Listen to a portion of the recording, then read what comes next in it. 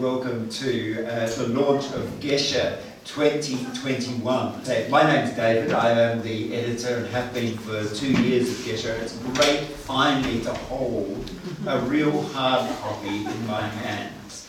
We haven't had one of these for 2 years.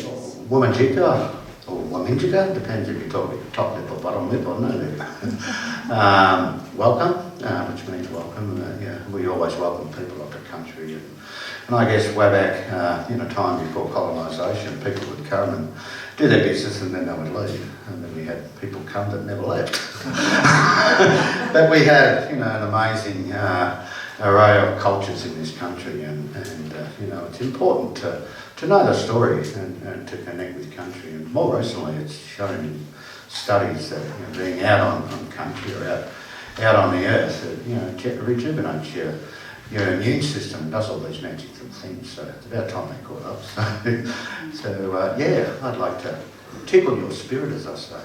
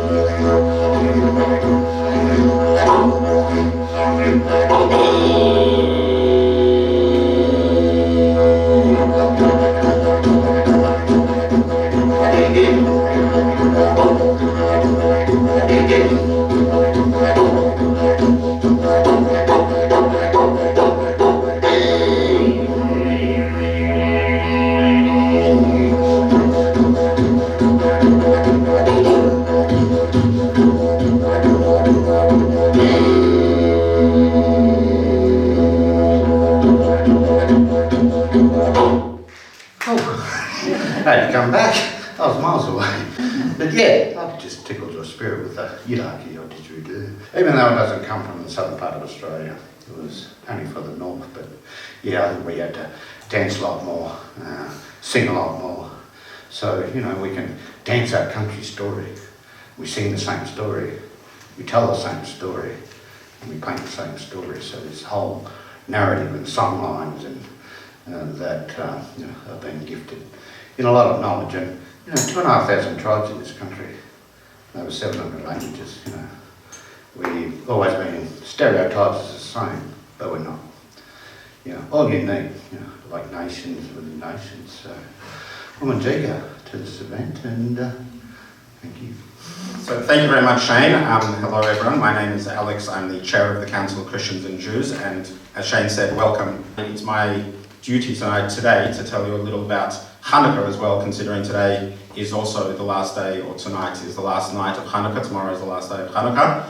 For those who don't know, Hanukkah is really a story about miracles in a sense. It's about oil that was supposed to last for 1 day, lasted for 8 days, and I think for us this is particularly poignant because it's almost a miracle that we're even here today. A month ago when we finished editing Gesher and it was about to go to print, we didn't know if we'd be able to have a launch. Certainly didn't know if we'd be able to have a launch in person or if we'd be able to get any speakers to come along or even participants. So I think in a sense this is quite miraculous that we're all here, so thank you for those of you who are here. And the other thing that the word Hanukkah itself means inauguration. So I think it's rather important that we're inaugurating Gesher today. And again, I want to thank you all for coming. We chose the topic of hope this time around. Now, there's a couple of reasons for that. One is I don't like to increase my workload if I don't have to, and we, together with the Jewish Christian Muslim Association, they were looking for a theme for their annual conference as well, and I was doing a thesis on the topic of hope and eschatology, and I thought, let's keep it all together and we'll keep it on the same theme. So JCMA also ran with the hope theme, and you will find that there are several of the articles that are in Gesher this time have come from the JCMA conference. I'm really proud of the diversity that we have been able to get, not just in the diversity of the contributors, but the diversity of genres that we have now managed to get in here. And I want to acknowledge a few of them today. I want to acknowledge Anita Roleff, who is the artist. She's here with her husband Paul today, and thank Anita for the piece of art that's on our cover. And I need to acknowledge our other artists as well, especially Maureen Barton, who has provided the wonderful Hope Blooms picture.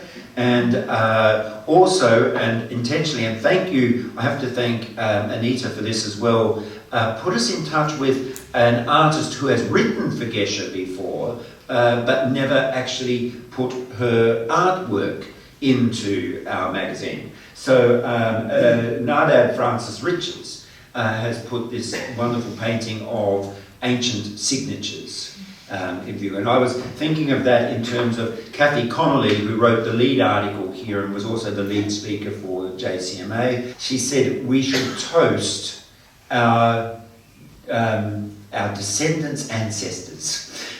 It was her way of saying one another.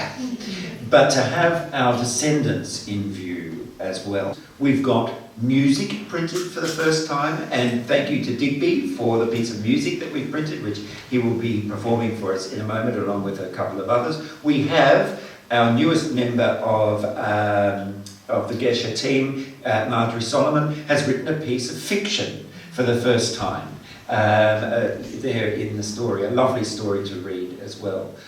We've got poetry, we've got reflections that are perhaps, Alex said that he found Matthew Tan's perhaps the most difficult and solid piece of theological, philosophical writing, and we've got life stories. So Faye wrote for us something of her own life story, and I hope that she got it out of that. So the different textures that we've been able to weave together in this, I am really thankful for. One of the articles too that I'm very glad that we have been able to publish was on our guest speaker today. And I need to thank Michael McGurr for writing a wonderful article on Arnold Zabel, who is here with us today. And I see you up the back there, Arnold, and I'd like you to come forward to address us, please. And thank you very much for making yourself available today. It's been a hard time, I understand, but we're glad you're here. Our hopes have been fulfilled. Well, thank you very much. It's wonderful to be here. Congratulations on this wonderful new edition of Gesher. And I just want to I also want to acknowledge we're on the land of the Kulin Nation, the Bunurong and the Wurundjeri, and Shane, it was Auntie Joy Murphy and also Auntie Caroline Briggs, who back in the 1990s changed my whole perspective on the city. All I had to do is knock on a door of a house in Healesville, and the door opened up to 50,000, maybe more years of history. An amazing journey began. Yes, the city I grew up in, I didn't even know who had been the custodians of this land for so long. So I'm just going to talk about the last few days of my life, basically. And I'm going to talk about connection, only connect. And so I'll begin with midnight. At midnight, I joined in a Zoom with, at midnight till 1:30 a.m. I was in St. Petersburg and Moscow, let's put it that way. Because just 5-6 years ago, I connected with a lost part of my family. A part of my family I never ever thought I'd reconnect with. And so I went immediately to St. Petersburg and Moscow, met the 4 generations of my family. And every year they get together and in a dacha, in a forest, the whole mob, and they just celebrate being together. They celebrate their survival and they celebrate each other's company. So at midnight this year they did it by Zoom. So I connected. So if I'm a little bit tired, that's what I've got to blame. And it was extraordinary. You know, the way we can connect these days. Here I am sitting in distant Melbourne, and I'm with people that are on the opposite side of the globe. And one thing I saw is when they get together, they actually share stories. It's not just the celebration of being each other's company, but they tell stories and they prepare those stories. And one of the most loved members of that of my family over there died this year at the age of 90. He was the keeper of the family tree, and they did this extraordinary dedication to him, his life story. And this is how we really see who we are across borders. Now, one thing I've seen with these connections is that when you meet people across borders, you see our common humanity, but you also hear our specific and extraordinary diverse stories. So now let's go to this morning.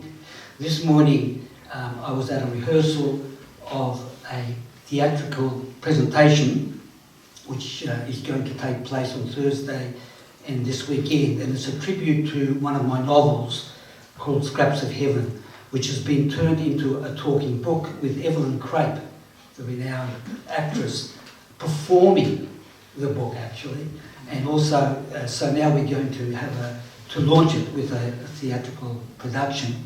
And I thought that I would just read the beginning, the opening couple of paragraphs from this book. And this again, I think it personifies this longing just to connect. And where does hope actually come from? I think hope comes from, can we reconnect? You know, are we able to reconnect? And the loss of hope comes when we can't connect for one reason or another, which I'll go into soon. So when I came to write this novel, which is set in my childhood, I closed my eyes and I said, what's the first thing I see? Going back to 1958, what's the first thing I see? And what I saw is this. It became the beginning of the book. You can close your eyes too, if you wish, and I'm sure this is going to be familiar to quite a few of you.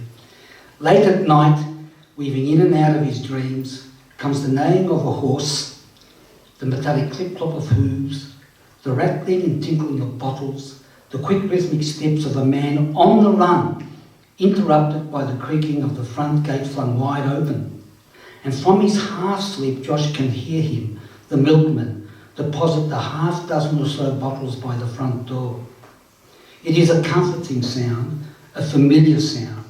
It has about it a sense of orderliness and regularity. It emanates goodwill and seems to whisper, all is well in the world. While you sleep, little children, you are being looked after. Josh has never seen the face of the milkman. He remains a creature of the night, of the pre-dawn hours. All he knows of him is the sound of his deliveries, the footsteps, the final swing of the gate shut, as he retreats on the run back to the milk cart. Then, like phantoms, the horses move on, the neighing subsides, the jingling vanishes into the distance, and there, in the morning, as if to prove it was not merely a dream, stand the bottles, gleaming white, neatly arranged by the doormat, twinkling with dew, while on the road lies a trail of horse manure. Ah, for Romac, Josh's father, this is gold. He rolls up his sleeves, shovels the manure into a bucket, and carries it on the run, through the house, to the backyard, where he spreads it over his vegetable patch under an early morning sun. Thank you. And yeah, that was it. And I grew up in a house in 387 Canning Street. Josh is partly based on me. Romic is partly based on my father. And Zofia is partly based on my mum. And my childhood and the pattern of Josh's life was always running from the house into the street. And then running back to the house. Because inside the house was a mother with the gypsy black eyes who sang Yiddish songs. but also would descend into psychic rages because of what had happened, the loss of hope that came from what had happened to her family. And yet she was magic. She sang those songs. And but when I was out in the streets, it was such a rich, diverse world. We connected, working class Aussies living side by side with Jewish, Greek, Italian and other immigrants flooding into the country. We had our harmonies and we had our conflicts. And that's when I first learned to just connect to whatever it is that comes your way. But I always went back inside that house. And there came a time when I realised that the only way I could be with my mother was to fully accept who she was. I had to accept who she was, and I had to go with her into her journeys, wherever those journeys took her. And that's, I think, is where I learned to be able to sit with people who have lost hope. Let's not forget this. There are people who have lost hope. So at 11 p.m. last night, I get a call from Bamana prison in Port Moresby from a man called Spicy Halam. His nickname Spicy, that's stuck, because he's a brilliant cook. He even cooks for the men in Bamana prison. He comes from Bangladesh. He made his way by boat, finally made it to Christmas Island at the wrong time, in the wrong place, ended up in a hell called Manus Island, detention centre, or prison, Manus prison, where he just fought so hard to maintain hope. And when the men were finally allowed to move around the island, he fell in love with a local girl, Alice. And they got married, they had a beautiful child, they set up a business there, and then he was deported to Bangladesh. And then in his desperation to be reunited with his wife and child, he made his way back. It's an epic story, but he was finally discovered and put in Bamana prison, where he's written a cookbook, with recipes like Manus Island, pakaras, or Manus prison spaghetti, or Bamana prison, whatever. It's an extraordinary cookbook. But I was speaking last night to a man, a beautiful man, who has come that close to having lost hope, because he's now living in with 50 other men in one room, sharing one bucket, and also not even a mosquito net, and just one toilet. It's extraordinary, and it's happening, and it's got something to do with us, and it's got something to do with the people who lead us right at the top. So, how do we connect? There was a man, a Rohingya, who made that journey. He escaped from Burma, Myanmar. His name is David Walsh, and he was 22 years old. He was in the wrong place, like Spicy, at the wrong time, ended up in Manus prison. In the first 15 months there was utter hell, and it ended up in an attack, not a riot. It was mischaracterized as a riot by the people who are now at the top in our political system. They were attacked for various reasons, and the men sank into despair. One of them was murdered, many were injured, including David. And David got to the point where he decided the only way out was suicide. He jumped from a roof, but he said, I made a mistake, he said. Now, how do I know this story? I've gotten to know David, but he's just written an extraordinary book called Escape from Manus. He's the only person that managed to escape from Manus, and he lives in Canada now. Canada gave him refuge. Anyway, he said, I made the mistake of jumping feet first. So then this is truly a story for this audience. Then a woman who was concerned with the men's welfare came in and said to him, look, I think there's a book. There's a book that's going to, that can make a difference perhaps. However, to get this book, he had to run off his weekly allowance was only 5 pages from the computer. So it took several months, 5 pages a week, to get this book together. Then he went to a sewing class and sewed it together. And this book did it. And the book was Viktor Frankl's Man's Search for Meaning. The Jewish psychiatrist who was in Auschwitz and came out of it with a thesis and with a proposition that there is a way to have hope even in the most darkest of circumstances. That millimetre in which I can move. And one was to divide the outer and the inner and to find where is it within me that I can still be me. And the second was, within that millimetre, where is that movement? Where do I have agency? And David decided he would escape it. It's a thriller. I highly recommend it. Escape from Madness. It's published by Penguin very recently. And he's now a beautiful young man living in freedom. His hope realised in Canada, and he has become an advocate for his community. Hope, connection. On December 1st, 2019, little did we know what was coming, I'm sitting in the Stir Cafe, I think it's well named for this situation, the Stir Cafe in Christchurch, with Behrouz Boochani, who is the author of No Friend But the Mountains, and someone I have been connected to since 2014 when we discovered this wonderful writer, poet and journalist was in Manus prison. And he's telling me a story. So we're sitting there in blessed freedom, you know. Months before we thought it could never ever happen or wouldn't happen for a long time. And anyway, we're sitting there and he's telling me a story about his favourite uncle, Sheikh Ali, the shepherd.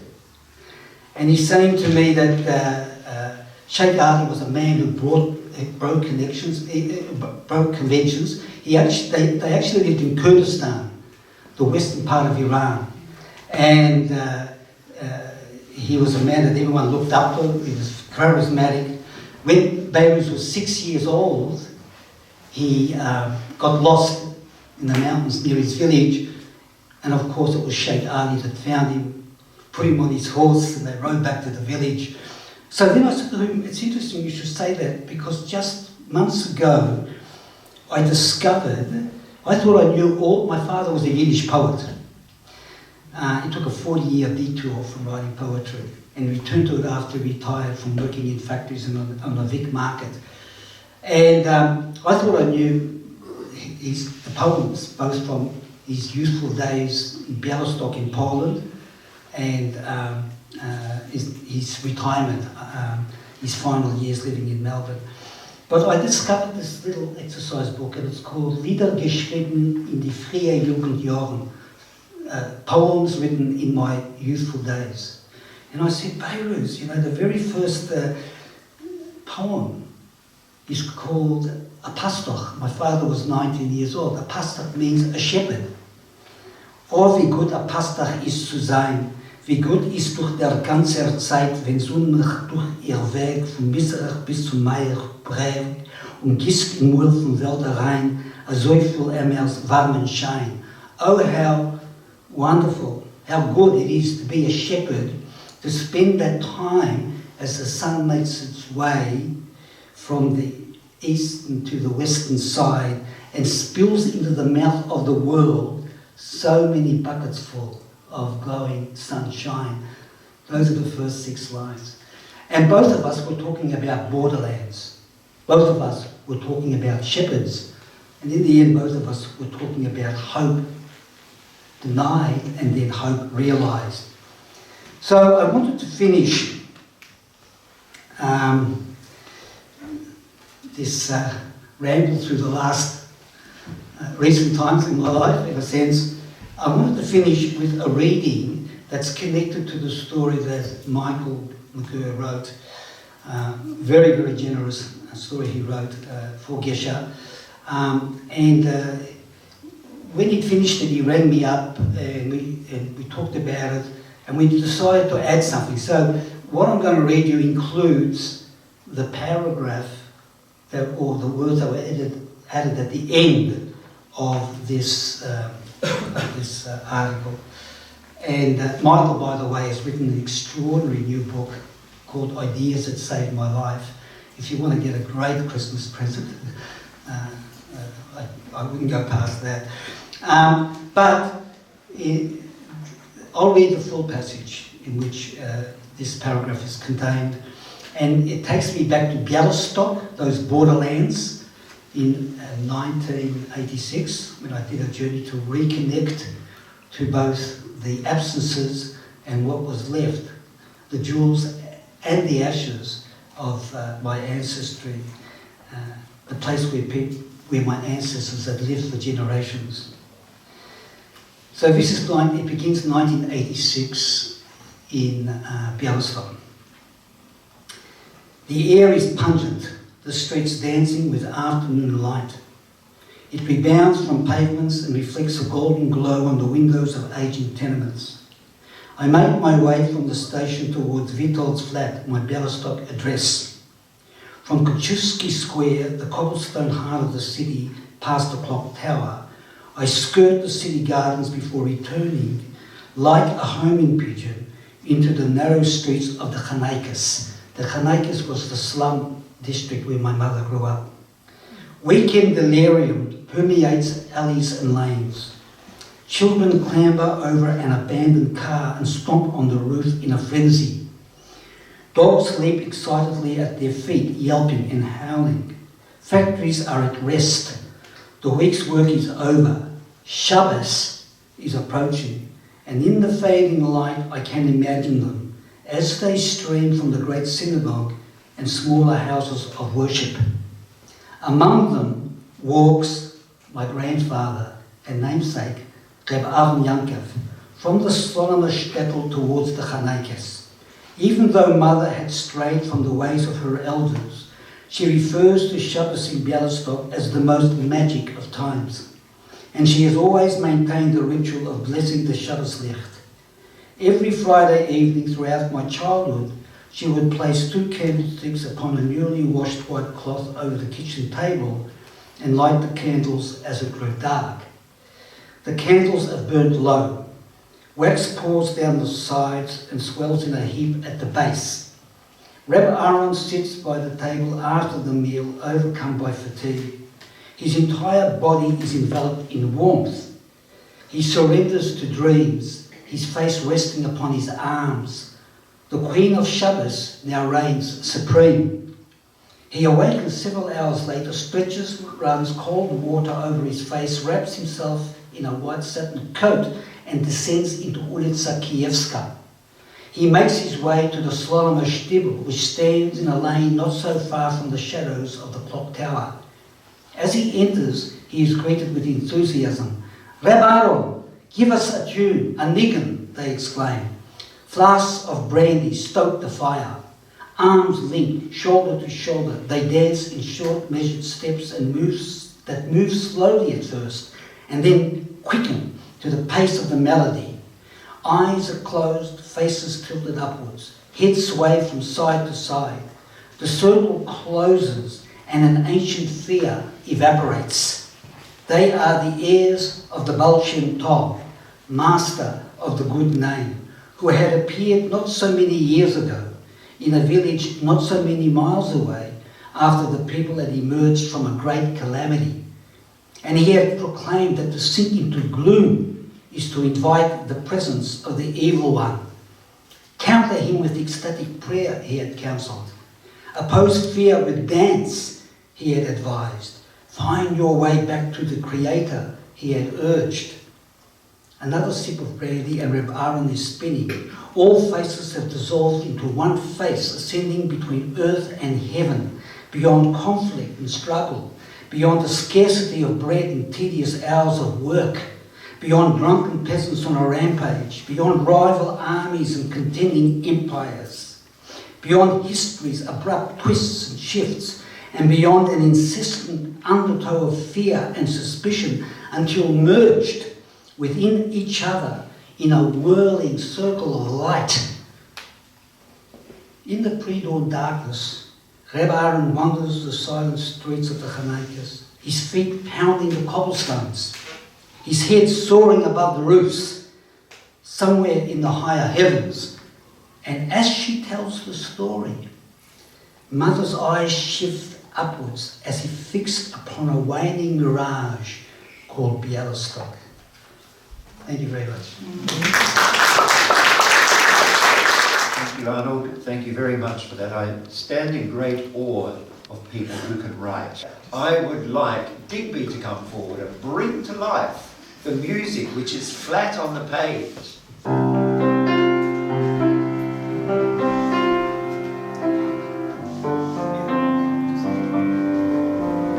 There's a hole somewhere in weakness, a dream that gives a spark, and a yearning for the morning, then the night is long and dark, a glimpse of hope. Here comes the morning, a glimpse of hope.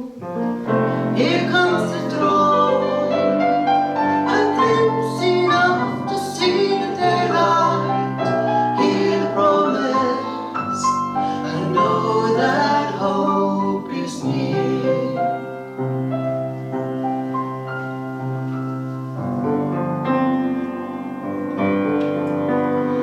There is peace inside the battle, and amidst the storm, and the heart, through all its sorrow, finds grace and feels relief, a glimpse of peace. Here comes the morning, a glimpse of peace. Here comes the dawn, a glimpse enough to see the daylight, hear the promise, and know that peace is near.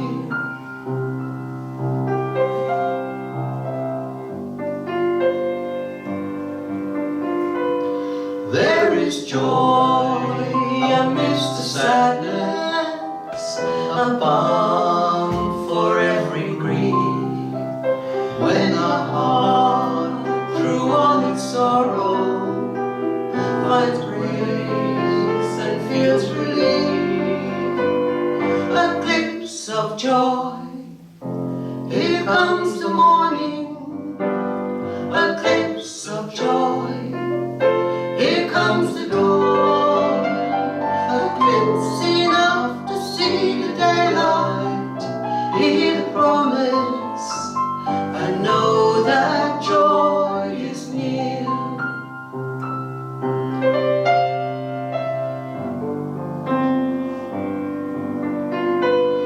There is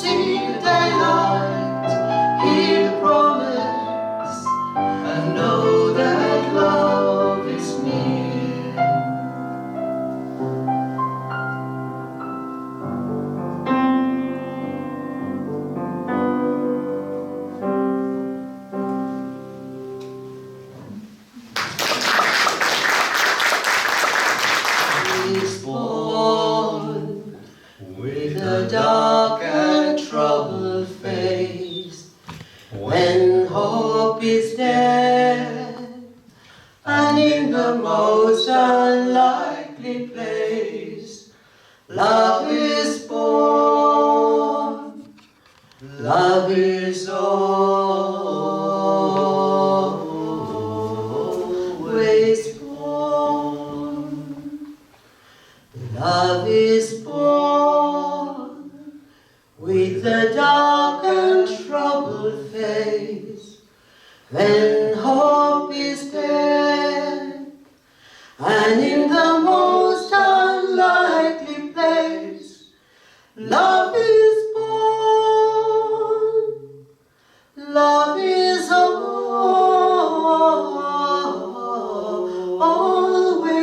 born, love is born with the dark and troubled face, when hope is dead, and in the most unlikely place, love is born, love is always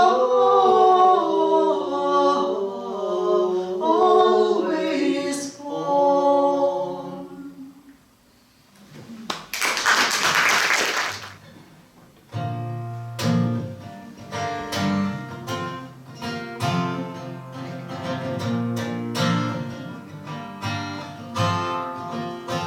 There is a whisper, ooh, a whisper in the springtime, in softly falling rain, hidden in the earth stone, there in the sun again. Echoes of creation, prints of the artist's hands, a soothing song in the summer breeze. Ooh, there is a whisper, there is a tremor, ooh, a tremor deep below us, the earth begins to groan, fallen trees and dying seas, marrow-link abodes, but storehouses plundered for affluence and power, till the poor can beg no more. Ooh, there is a tremor,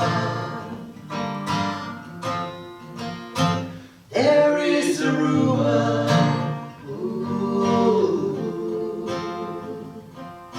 a rumor here of angels urging us to press on. Certainty eludes, yet faith and hope are strong. Mystery of God and grace, kingdom is within. First is last and last is first.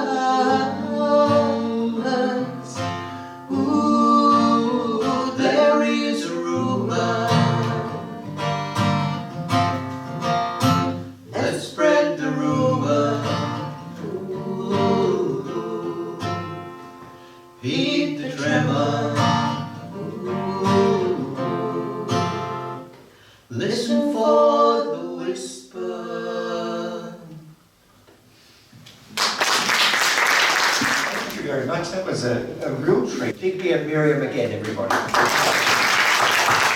was delightful. Meryl, come and join me up here at the podium. One of the things that I liked very much about your article as I was reading it, and in fact as we were looking at it, is that one of the questions I had right at the very beginning, hope beyond wishing. And Alex was a little bit worried about this theme of hope. He thought it was a bit wishy-washy. And this idea of grounding hope. Comment on that. Really good point. I was actually thinking, as I was driving here today, I was remembering one of the elderly women in my congregation, who I love very much, whose immediate response to anything is pessimism. Yeah, just goes straight to what can go wrong and everything else. And I remember her saying to me once, "You're always so optimistic, how can you be optimistic?" And I said, first of all, where does pessimism get you? you just don't move from that position. Secondly, it's not optimism, it's hope. And hope is a calling. It's not how I'm feeling at the moment. It's my theological position in the light of everything that I have studied and known and looked back on in my own life, but also in the whole of biblical witness. And at that stage I've been teaching biblical studies for maybe 25 years. I said we are called to be people of hope, and that's hard work. And we have to commit ourselves to working out what it means for us and what therefore we need to act towards bringing that into being. But it's also based on the looking back over what's been before us and the reflection on the past that says that there is something absolutely steadfast in that word chesed. Who wrote on Ruth? You and I must talk now. But one of the key words in the book of Ruth, chesed, the loyal love, steadfast love. It's often translated in Christian Bibles and Christian editions, I should say.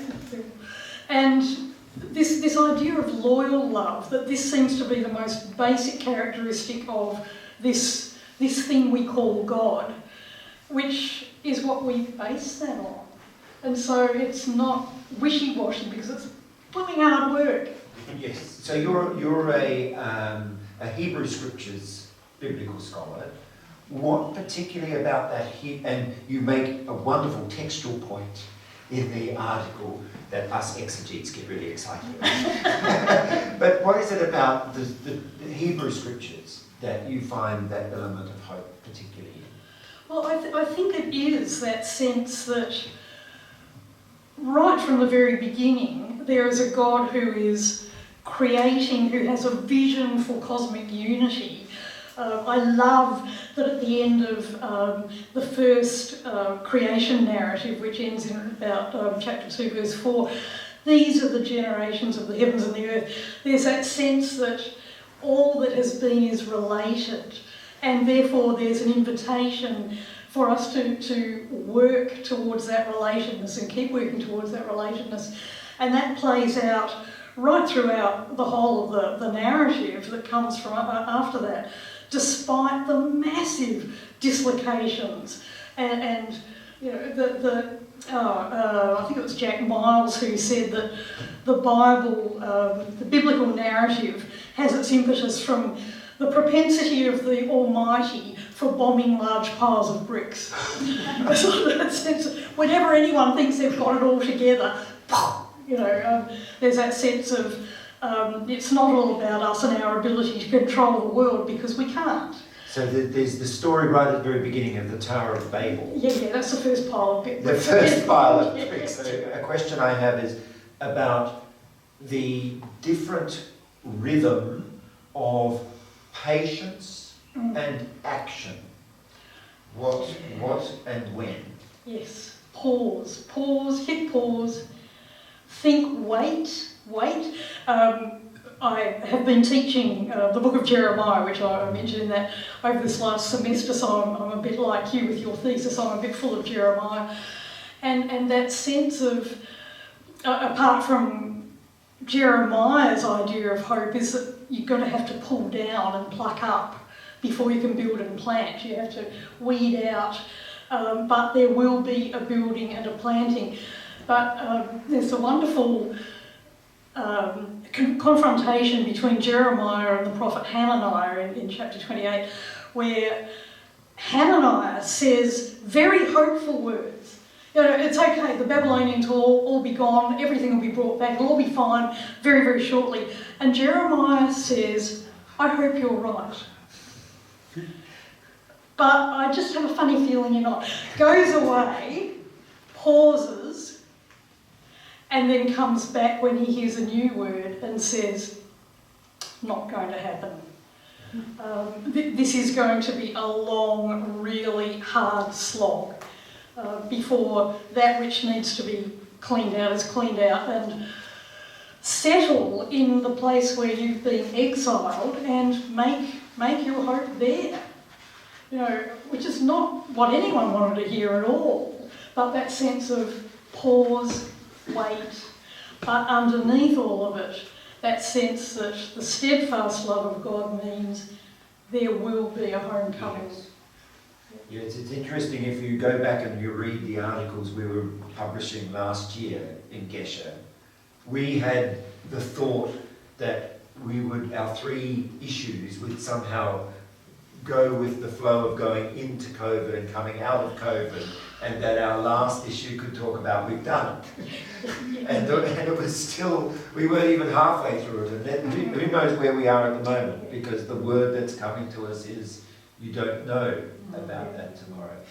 Another thing you have in your here, and this picks up this active and patient side of things, is a story of a woman in Zambia who at very little began doing something that made a big change in the community's life in the future. It reminds me of 2 things. One is the multiplication of the loaves and fishes, but also the story of stone soup, that it seems like she managed with very little. Tell us a bit more about that. Yeah, look, this amazing woman who was one of my students in Zambia. I've taught at a university in northern Zambia for a number of years during my sabbaticals and in between.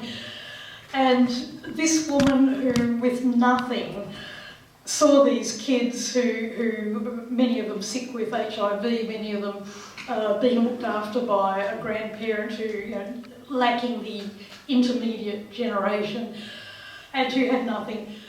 So she just got a few of her friends together and started this little feeding program, and that gradually built until willy-nilly, about 12 years later, she now has a school that goes to year 7. She's got the first lot of children who we saw 12 years ago have just graduated from high school and are going to university.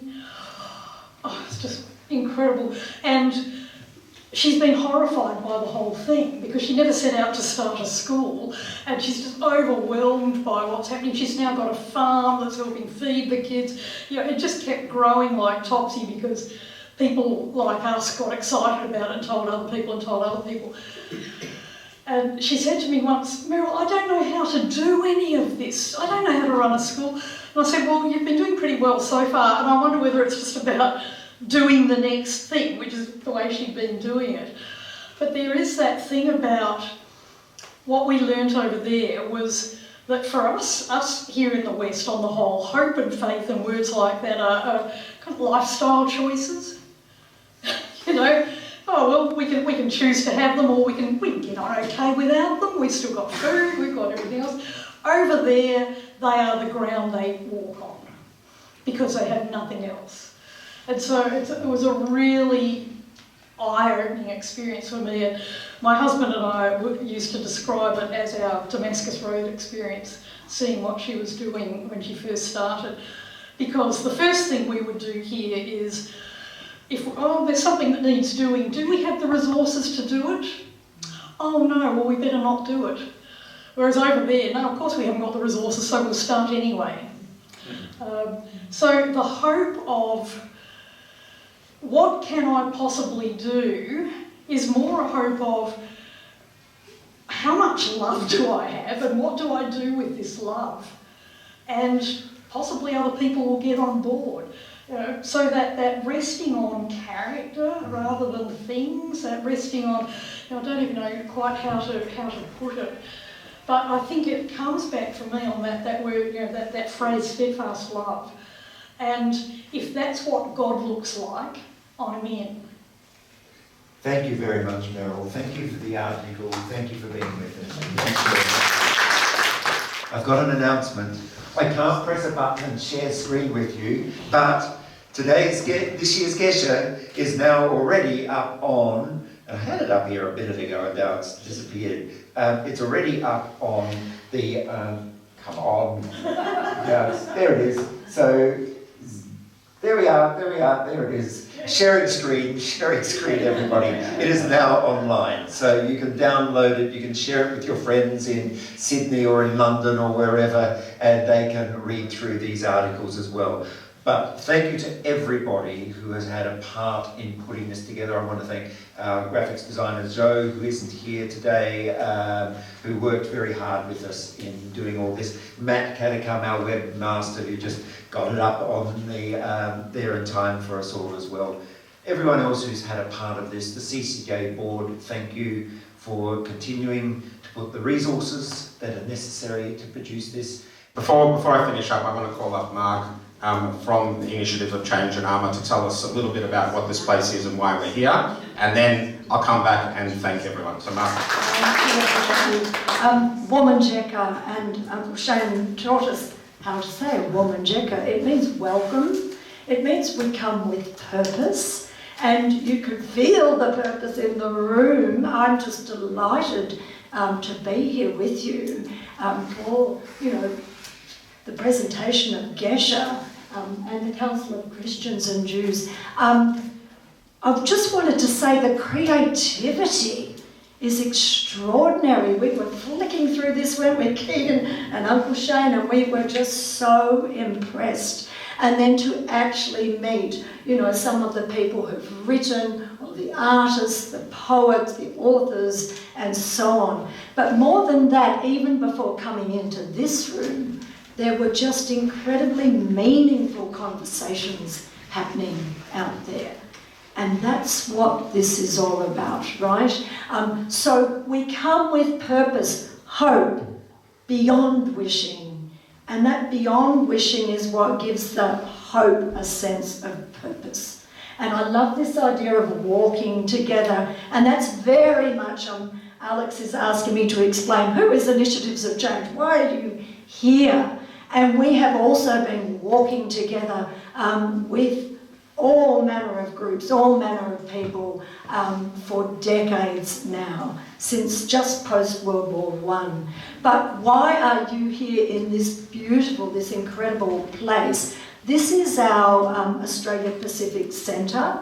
So work has been done here for decades now, since 1956 in Melbourne and across Australia. We work in the area of social justice.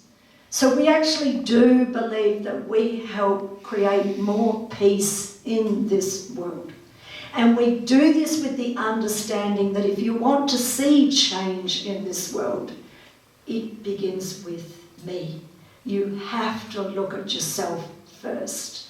What's going on in here? And some of the stories we were hearing actually do, reflect that. And once you know and understand that, how do you then step into community to make some kind of impact and some kind of change, right, for society, for that better and more hopeful future that we're looking for? So we've had a legacy of walking together with First Peoples of this country for decades, but this year in particular, we've really, really ramped that up. We are absolutely blessed to have Uncle Shane now living with us here, and we just invite you into the what's going on for us now, because what we're creating is a First Peoples pathway. This is a learning pathway for non-Indigenous people to finally learn from Indigenous people, right? Cultural intelligence, cultural wisdoms, cultural spirituality. So only just next week, we've got a didgeridoo healing happening here with Uncle Shane. You're very, very welcome to come. We've got a Mobilising Positive Change workshops happening, really interesting in relation to your theme, because in the Mobilising Positive Change workshops, we don't just talk about change, we actually teach you how to move from the negativity and the overwhelm that's sort of being created in this world, and how to shift people to a place of hope. Because once you do that, you also move them to a place of mindful action. So, welcome to you all. I'll just finish by saying this incredible place, it was a family home. And in 1956, the owner of this house, Cecil Mackay, gifted it in the most extraordinary way to the people of Initiatives of Change. He said, I can see what you do, I understand the role you have in this world, and now here is a place to take the work forward. So, yeah, here's to philanthropy in Australia. May it continue. Thank you, everybody. So to continue that very, very much on theme, Gesher wouldn't happen without our sponsors and our philanthropists and our donors, so I want to thank them publicly as well, and you'll see the donors listed at the back. And if I could ask David, come this way. David, Arnold, Digby and Meryl, come up on the stage. We have a gift for each of you. So thank you very much, and we'll just have a photo.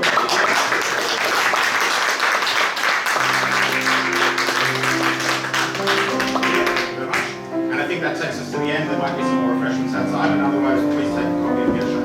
Thank you very much. There's a hole somewhere in weakness, a dream that gives a spark, and a yearning for the morning, when the night is long and dark. A glimpse of hope. Here comes the morning, a glimpse of hope. Here comes the dawn, a glimpse enough to see the daylight. Hear the promise, and know that hope is near.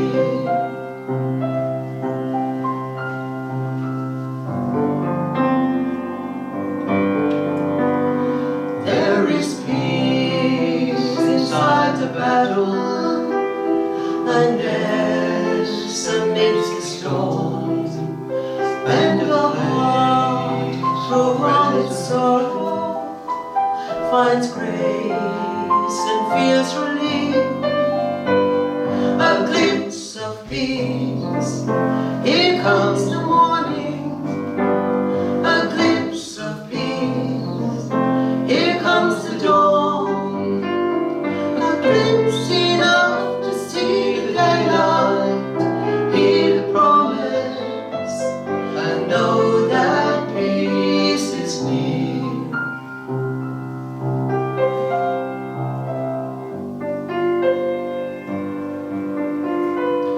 There is joy amidst the sadness, a balm for every grief.